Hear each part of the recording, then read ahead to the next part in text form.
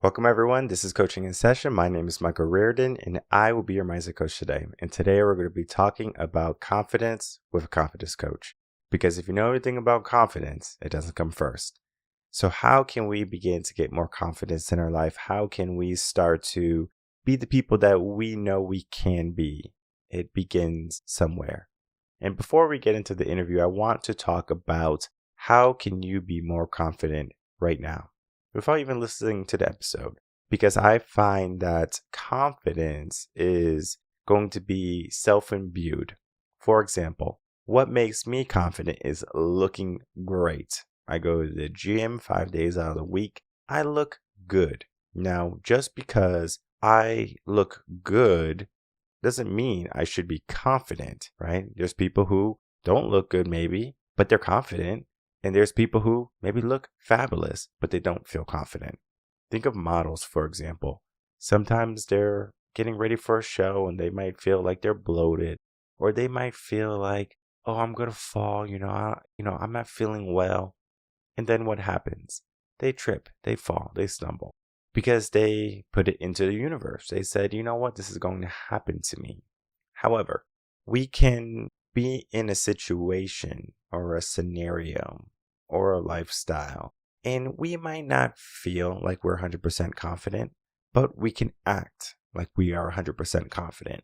When I first started the business, confidence was probably the last thing I was.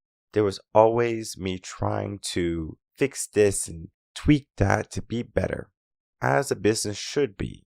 But it was because I didn't know if people were going to say something about the purchase or the coaching. How can I be the best possible coach? How can I be confident in my business?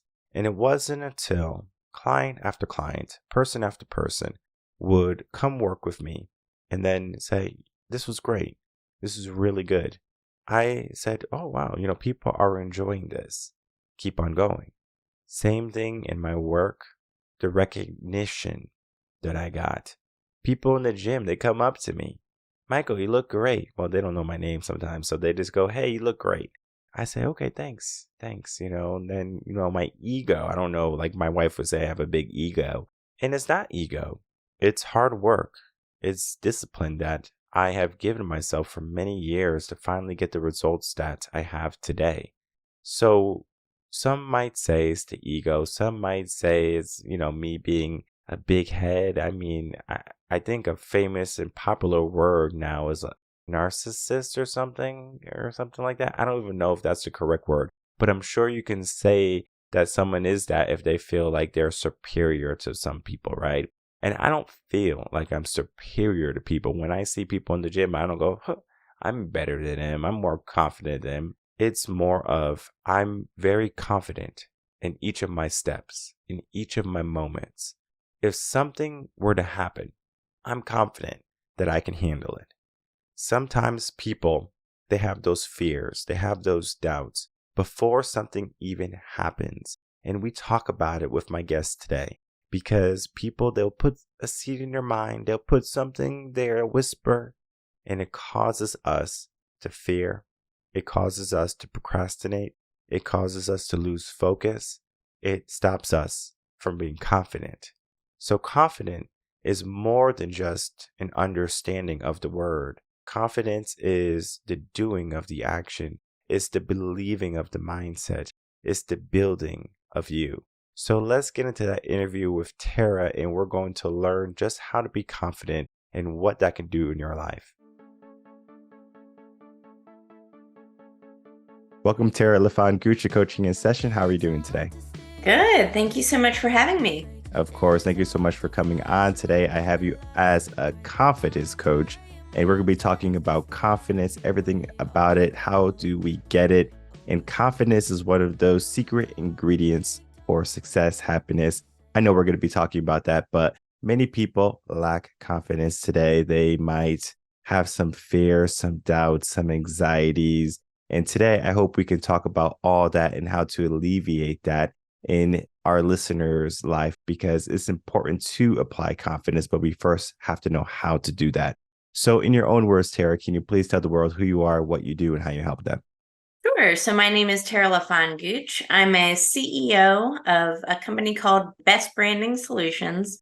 So by trade, I'm a brand strategist. I'm an entrepreneur, but I also recently wrote a book on confidence. So that's what we're going to be talking about today. In 2024, I will be a TED speaker as well. So I'll be talking about this exact talk on the TED stage, which is confidence. So I'm excited to go on this journey and hopefully add a lot of value to people. What made you want to write your book on confidence? Was it something that you were lacking in your life, or was it something that you saw people were lacking and you wanted to instill wisdom in them? So both, right? But I think so. The first rule of public speaking is if you haven't lived it, don't speak about it, right? And it's kind of the same thing with writing a book sometimes. And for me, it was very much a personal journey. It was something that for my entire life, I felt a shortness in. I just didn't feel very confident my entire life. As I started to go into entrepreneurship and in my career, even before that, this lack of confidence started to hold me back in every aspect of my life, not just one or two ways, but literally everything. It was at my lowest point, and I almost just gave up and I couldn't see the forest through the trees, if you will. It started to just sink to me that how you actually develop confidence. And I talk about it in my book. It was a very transformative journey, but very much an empowering one. I'm just ready to share it with the world. Okay. Well, let's get down to the basics, right? What is confidence? What is your definition of confidence? Oh gosh, it's self-belief, obviously, like we know that, right? But it's so much more than that. Confidence, it makes or breaks success. Through confidence, we can achieve all sorts of things. But if we're going to go down to the most basic form, what is confidence? Sometimes it's that seed of self-belief that you're made for more, that you deserve more, and that you want more, and you want bigger and better things, that you believe in yourself. And it's really hard. A lot of people struggle with it and it holds them back. So that self belief is really key. You've got to believe in yourself and your abilities. And yeah, that's what I would say that would be some of the definitions of confidence for sure. When I start to look at like children growing up, my life growing up, I would say when I was like a kid and I really didn't speak yet or anything, I had a lot of confidence. I was jumping off sofas and off beds, and my mom was probably losing her mind. For me, I was like, I can do it. I'll be okay. But then at some point, I started to be more careful. Oh, let me make sure I don't get hurt. Let me do the things that I'm good at. I was less confident. Now, I think this stems from me being in school, maybe getting a bad grade or something like that. I'm losing a little bit of confidence. And it got to the point where it's just like, why am I not that same kid growing up, jumping off beds and doing all of these dangerous things? Where did the confidence go? So I want to have a conversation with you is more in the line of where does confidence go? Do we lose it when we're young? Do we lose it when we're older? Do we lose it when we get a hardship? Like, what is that confidence and what is that loss of confidence? Yeah, confidence, I almost envision like a meter, right? So a meter and some gets lost and the meter starts to go down, or you can pour more back in and the meter starts to go up. That's the visual when I think of confidence. Right in the beginning of my book, it starts out the foreword that you were born confident. We all were. I believe that. I've never seen a toddler, like you said, learning how to walk and then fall and assume that they're a failure, or fall and assume that walking is not for them. Young children think nothing of the sort, right? And then as they're learning to eat and dress themselves and do these things, they're building confidence. So it is possible to keep building, but I do believe there is a level there that we all have. And as you said, as we get bad grades in school, rejection, failure, adversity, struggle, hardships, that lack of confidence can really go down. And if left unchecked, it can hold us back in all sorts of aspects of our life, from relationships to if we're able to ask for a raise, so the amount of money we're able to make, the activities that we go perform in, the adventures we take, all sorts of things. It can hold you back for sure. So I think that's really important to address and know. When my son was learning how to walk, he was standing up on the bed, doing some steps on the bed. But when he got to like the carpet or like, just a regular floor, he was like, no, I'm not standing up. So he was definitely not confident on the ground, but on the bed, he had all the confidence in the world. And I find that sometimes we could be confident in certain areas of our life, and sometimes we might need a little bit of help, a little bit of guidance. When you can find an area that you're confident in, do that, right? And then feel that and then build on that. And then it starts to go into other aspects of your life. For example, maybe you're really good at playing piano, but you want to learn how to play guitar. You might not be 100% confident in playing guitar. So if someone asks for you to play them a song, you're most likely going to go to the piano first than if you were going to go to the guitar. How can we help people start to be more deliberate in doing the things that they're not 100% confident, but they're trying to get there? So if you wait and sit about it and think about it, guess what? You're never going to be confident enough to do it. So action is absolutely built on momentum. You have to put in the action. So that's why I have that as an acronym in my book. Through that inspired action, through that purposeful intention, we're able to develop our strengths, just like what you said, right? I think so many people focus on things they're not good at, constantly think about how they can be better at this thing they're not good at. And whereas instead, they could focus and have some intentional action honed in on their strengths. How much more confident would they be? They'd feel more fully equipped. They would feel better suited. They would probably be more fulfilled and happier as well. So, focusing on your strengths with intentional purpose and action, I think, is absolutely fundamental at building that confidence and continuing to build that confidence. Just like this, for example, if somebody is afraid of public speaking, like I used to be, warm up with something like a podcast, right?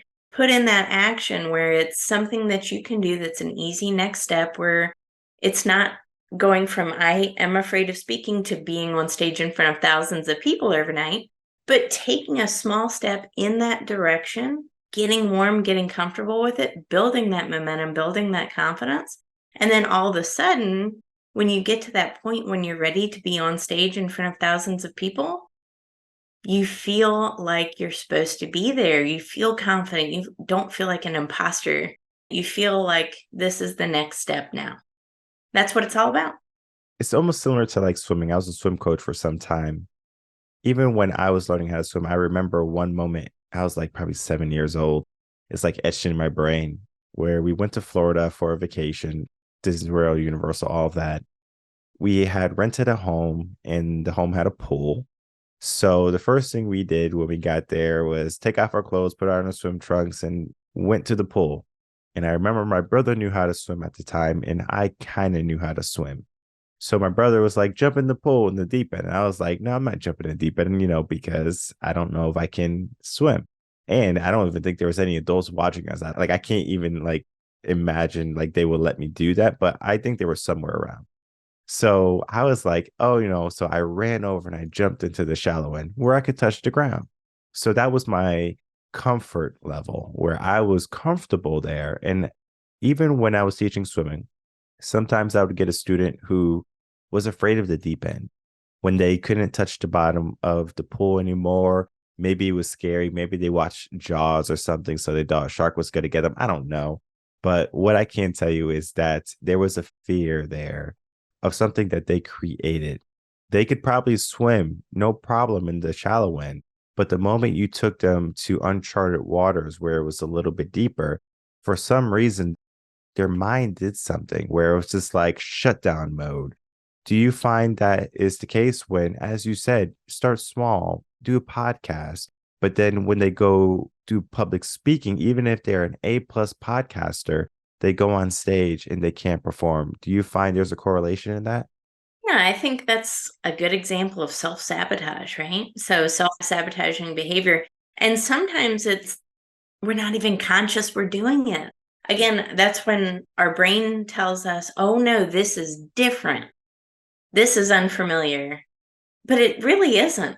Being on stage and speaking in front of 5,000 people is really not a ton different than speaking at a party. It's all what we tell ourselves, right? And sometimes that self-sabotaging behavior kicks in. But I think that's interesting that you brought up swimming, because I very much think confidence is like a sport. You have to put your reps in. When you put that reps in, when you, again, going back to action, when you continually put action in and put those reps in, it kind of erases that self-doubt, So maybe the first time you did it, it was like that self-sabotage may have kicked in and said, I can't do this. This is different. But you do it enough times, it does tend to lessen. But so many people do it, self-sabotage, and never try it again because they assume they're going to fail every time. And part of a precursor to that failure is what we tell ourselves. And part of that is self-sabotage. So, we exclude our own self sometimes by our limiting beliefs and say, that's for other people. How often do so many of us say that? They look at successful people and say that's for somebody else, or somebody that's super confident and say, wow, I wish I could be that. So we're already self-sabotaging ourselves, right? Because now you're already setting up a limitation. So I talk about that in my book. It's a reframe. So instead of saying, I wish I could afford that, or I wish I was confident enough to do that, or I'm not confident enough to do that, start saying, how can I be? And you'll find when you start asking yourself a question, as opposed to saying an absolute statement, it starts to open up the pathways of the action that you need to take in order to reach that goal. Yeah, no, that's 100% correct, because I often say confidence doesn't come first. It comes the action. You have to do it. You're not going to start off being Mozart. Maybe you will, Yeah, maybe. maybe I it's a didn't. possibility. It's a possibility, of course. But many of us are going to be a beginner. That is maybe the most difficult place for people to be in, because there's, again, that self-sabotage, that doubt, all of those limiting beliefs you're giving yourselves, because it just seems natural, where it's just like, yeah, I'm not good at this, and I'm supposed to be good at this because I'll be made fun of if I'm not good at something. But you do have to be brave. When we look at the word brave, is it similar to confidence, or is it different? Ooh, I love that question. I think it is the same thing, right? In order for us to be confident, we have to be brave. And I'm going to take you back on my entrepreneurship journey just as an example. I had no idea what I was doing when I became an entrepreneur. Guess what? I also had no idea what I was doing when I started writing my book. But I fought through and I was brave about it. When I became an entrepreneur, I didn't have any idea how much I would have to be putting myself in the spotlight, showing up every day on social media, etc. It required bravery. And then through that bravery gave me confidence. And again, it builds on each other. And that's the beautiful part of it. It's almost like the compound effect for confidence. You do one activity, you start to feel good. You do it again, you start to feel good. You put more reps in. You start to realize, hey, I have a lot of talents and skills. Hey, I'm pretty good at this. And you know what? People actually pay me to do that. And then you start to really become confident, right? Because you're, as an entrepreneur, starting to deliver people results. That goes back to those strengths, honing in on those strengths, those natural skill sets that you have, those talents and abilities, and focus on those. And then through action and consistency, because it's all about consistency, let's face it, watch yourself become confident. It would go against the laws of nature for that not to work out for you. Even when I was like becoming a teacher, for some reason, I wanted to be a music teacher. I guess I was just in love with the guitar at the time. I just like, I just want to teach. It didn't matter what I taught. I just decided to teach music. And I always told myself I just wasn't a good singer. And it wasn't until I got a cooperating teacher who was like, "You are a good singer. Let's work on it." And then I was like, "Great." And I got really good at it to the point where now the kids are saying, "Oh, you're such a good singer." And I'm thinking in my head, oh, I don't know like where you got your ears from, but but it was me building up to sing in pitch, to be confident, and everyone else felt it. It was like, oh, like this guy can sing. Now I don't do karaoke or anything, but in order to teach the kids how to sing, concerts and things like that, that was a no-brainer. It was easy for me. And I remember on the first day of school, when I had my first class, and I was just like, all right, like they're all looking at me. What do I do? Because they're trying to, gauge you and, see if you're a good person, if you're fun, all of the different things. And you have so many different things going in your mind. Luckily, I had great cooperating teachers, mentors growing up and in college where I was ready, where if I had an issue or a roadblock, I just look back at my training and I say, I am built for this. It's something that the Army does actually, where when they're in boot camp and they're training and when they finally get into a live fire situation, the staff sergeant is there to say, remember your training Marines or, cadets or whatever, because it's like, oh, wait, we went through this already. And so when I was in front of that class of 25, 30 students, it was like a little bit nerve wracking because, again, all eyes on me. And then eventually you're in front of the whole school. That's going to be dependent on where you are. Sometimes it could be 300 kids, maybe it could be 5,000. So it just depends on the school. But I mean, I spoke in front of 5,000 to 10,000 students, at any point in my teaching career. And it was just another walk in the park for me. 25 kids in a single classroom to me was the same as a whole assembly, as a whole district. It was just the same. It was, again, I was just accustomed to it. And it wasn't so much I was accustomed to speaking to that many people. I was confident in my skills. We talk about strengths, we talk about being confident in what we do. How can someone elevate their skill if they might be building them still, or they might be at a really great place and they just need to be told, like, hey, you're really good already, just start. Yeah, absolutely. Always just start, right? Because that's all we have. So that's another part of action that I talk about in my book. Listen, folks, we can't act in the past. That's already happened. We can't act in the future. So the only time that any of us has control of are our present actions at this moment. The best way to get started is to start. And it's not tomorrow, it's today, it's right now, right? There is some action that we can put in today toward our goal, even if we don't know the action steps. So, for example, in January in 2024, I will be speaking on the TEDx stage in England. How am I preparing for that? Well, mentally, I'm rehearsing in my head. I'm doing mental rehearsals. I'm practicing, just like you said. I'm going through a training. I'm putting my body through a training. I'm working out. I want to be in the best shape of my life when I go on that stage. But I'm also rehearsing and I'm thinking visually as well and imagining myself delivering an impactful speech. I'm imagining the ending and people standing up and applauding me. I'm imagining what opportunity that's going to lead to.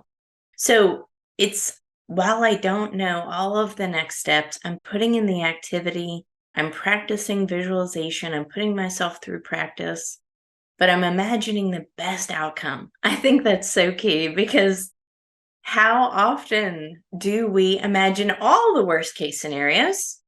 Every single one, the worst possible ones, like horrific things, right? As human beings, we actually imagine this stuff. What if we can replace those negative thoughts with empowering ones? So that's something that I teach to help people, is replacing the negative thoughts that everybody has. I think statistically we have 40,000 negative thoughts a day, teaching them how to reframe those negative thoughts into empowering ones. And it changes the trajectory ultimately of your life. Yeah, vision or having a vision or being able to visualize is so important when it comes to our goals, aspirations, something coming up like your TEDx talk. and it's going to be amazing. I already know because you're doing the work, right? And many people, they want to do the work. They have the best intentions. I know they do, but Yeah. sometimes they wait because it's not perfect yet. It's like, I want to start a business. I just don't know how to do accounting yet. Let me go to accounting class. Let me read this book. And they delay. And before you know it, 5 years have gone by. They have not started their business. They have not written their book. They have not applied for their TEDx talk because they felt like they are not ready.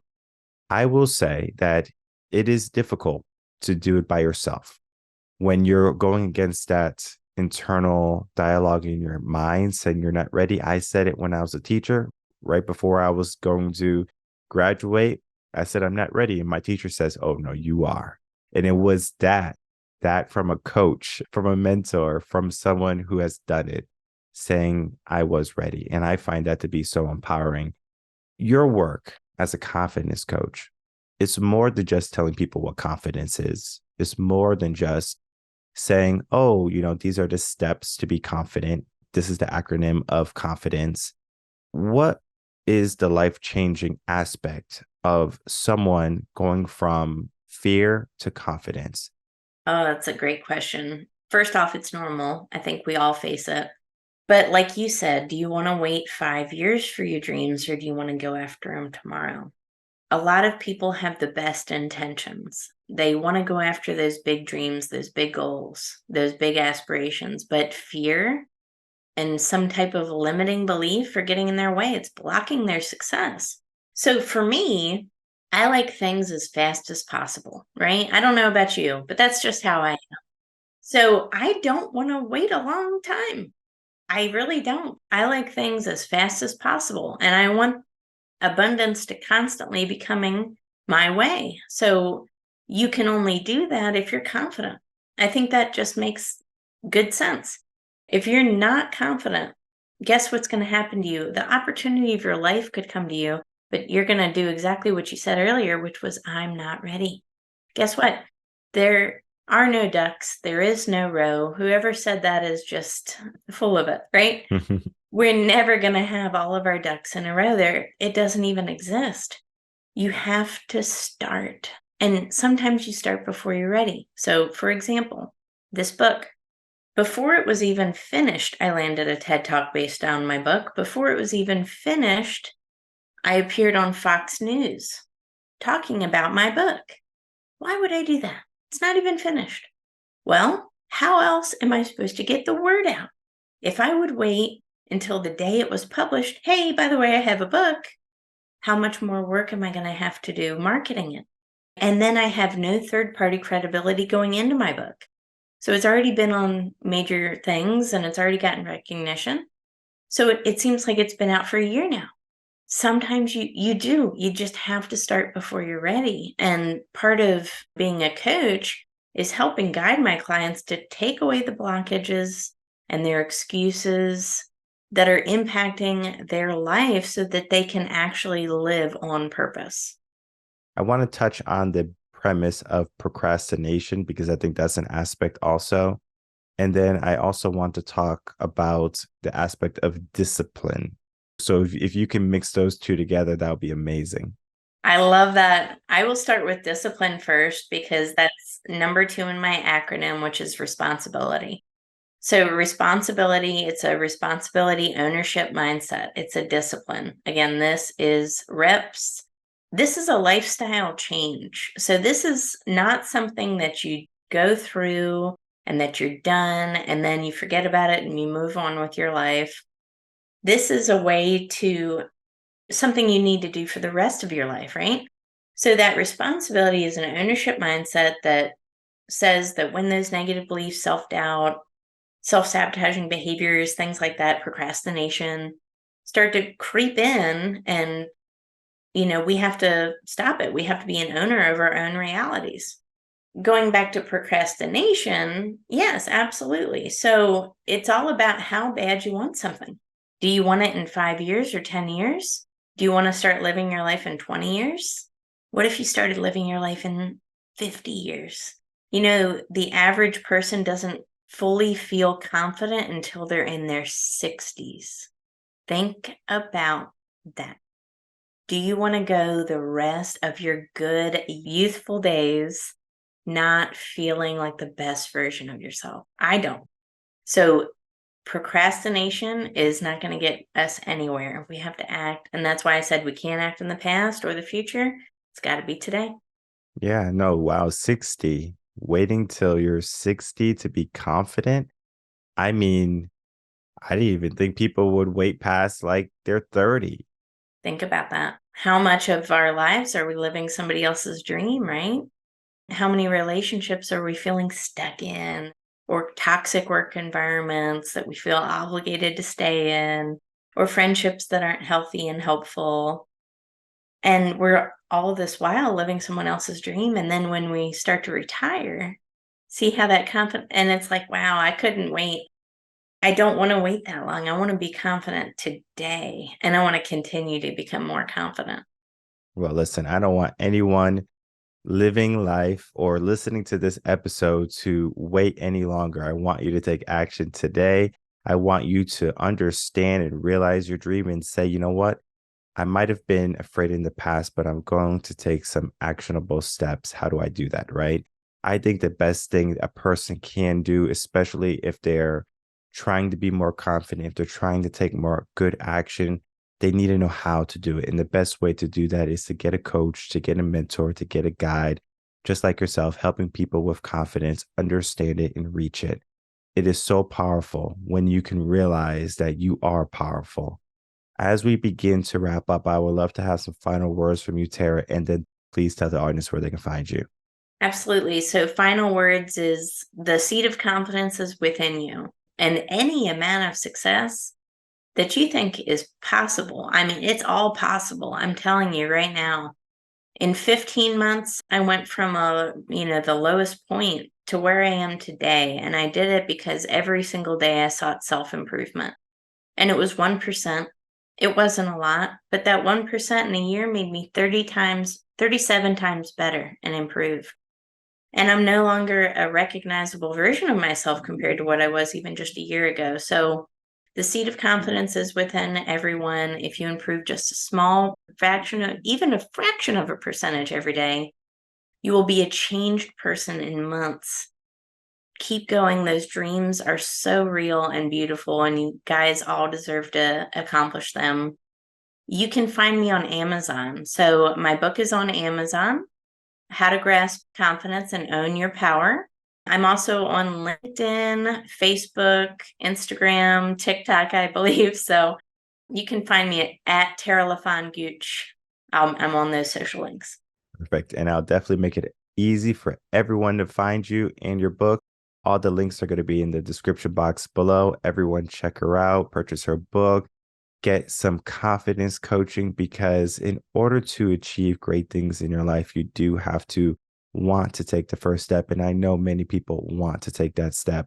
Sometimes they just need a little push. And I think Tara's going to be that person to not only give you that nudge, but to do it with care, because we might be fearful to take that first step, just like my son was when he was walking on the ground. But we don't have to be fearful any longer. We can take that step in confidence. We begin today. I would like to thank you so much, Tara, for coming on Coaching in Session, helping us understand confidence and talking about the work that you do.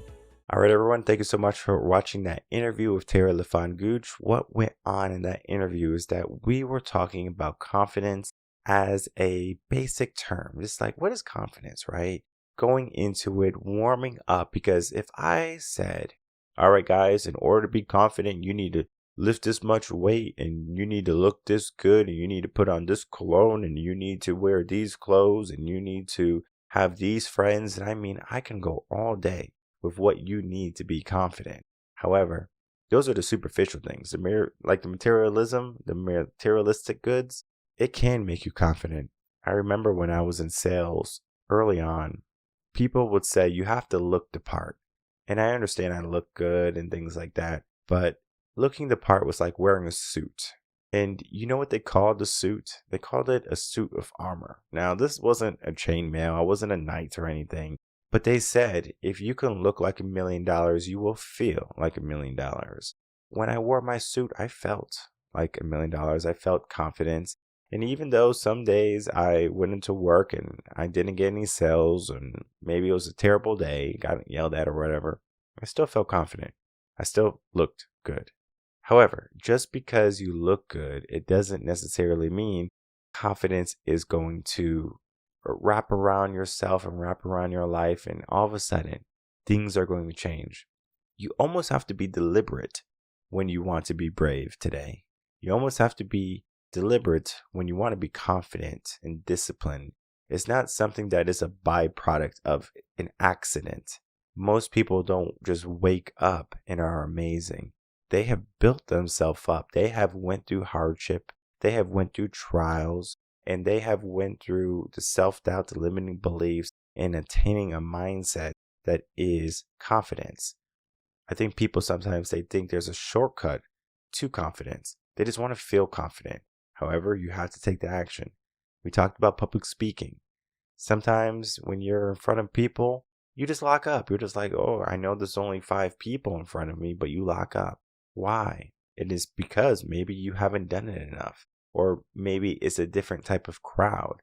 Because I can speak in front of 10,000 people and I will do fine.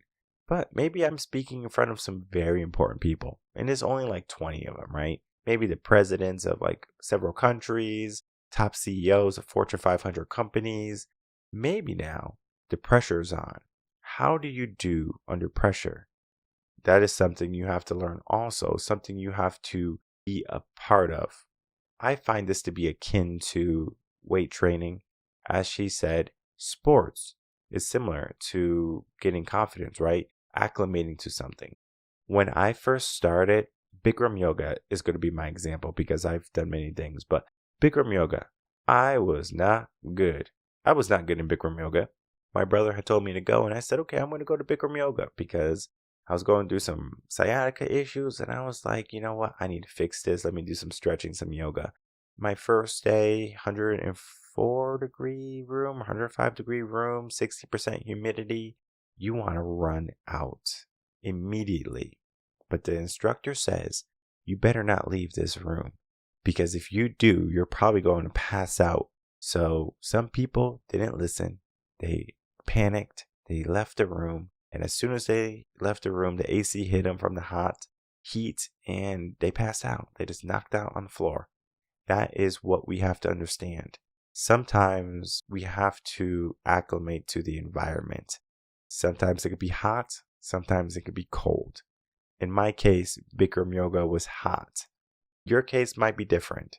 You might be in Alaska or something, and you have to acclimate to it. Have you ever moved someplace where it's super cold and you're like, oh, it's freezing, and then a year later you're like, oh yeah, just regular weather? We acclimate to it. So if our body can naturally acclimate to being comfortable, why can't our mind acclimate to being confident? And the answer is it can, but it might need a little help. It might need a little bit of guidance. And that is what we do as coaches. We help our clients become more confident in what they do. When I work with young men, confidence is one of the key things we work on. Typically, fitness is the first thing. And from there, we start to build. When I have someone coming in for dating, because I do relationship coaching also, we talk about, okay, well, what do you need in order to be more confident in finding the perfect match for you? Some might say, oh, I want to lose a little bit of weight. And I say, okay, cool, we can set that up. Some might say, oh, I just need to know how to talk to people. So, okay, we can practice. And we do it. And we give them knowledge. And we give them wisdom. And we give them opportunities to succeed and fail in a safe environment. That is where we need to be. We have to be in a safe environment at all points. I understand some places can be more hostile. Criticism can affect you like a hot knife in butter. But you have to be stronger than that. You have to understand that you're going to make mistakes. You're going to have some roadblocks and obstacles in your life, and you can't take it personally. For me, as I said early on, confidence to me is looking good. Even though I know how to work out, I've been working out since I was 15. It's 20 years.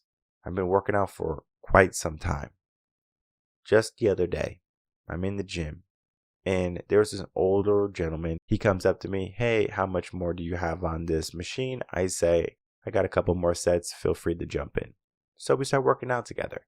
And so I'm doing things in a different way that I have learned that works for me. And then he was doing things in a different way that works for him. And so he says, oh, you should try it this way. It's going to be better for you. And I tried. I failed. I tried. I failed. Even though I was able to kind of get it, it wasn't perfect. Now, confidence wasn't a part of this picture. I failed. Literally. I wasn't able to do it the way he did it. There was no ifs, ands, or buts about it. However, I was willing to learn. I was willing to try. I didn't say, hey, old man, mind your business. I know how to work out. I've been doing it 20 years. Our ego can be an issue sometimes. And if you're not in a place right now where you feel confident, where you are not procrastinating, maybe where you're not even happy, how can you start to take deliberate steps to being the person that you were always meant to be? I always say, you can go alone, it just takes a lot longer. But why wait? We talked about it. 60 years old. That's a long time. Why do you have to wait? Elon Musk says, well, if something's going to take me 10 years, I figure out how to do it in 10 days, or 10 months, or whatever. We need to expedite who we are. We need to expedite who we can become. Not saying that you should not enjoy the journey. The journey is amazing. But when you're more confident, when you're more deliberate, things start to happen sooner rather than later. You don't have to wait. You don't have to feel like there's a perfect moment in your life for you to take action, because that perfect moment can be today. It can be right now. So what are you waiting for? Reach out to Tara, reach out to us at Reverend Concepts, and begin your life today. My name is Michael Rearden. I'm a mindset coach. If you have any questions, you can email me coachinginsession@gmail.com, and I will see everyone on the next episode of Coaching in Session. Until then, everyone take care.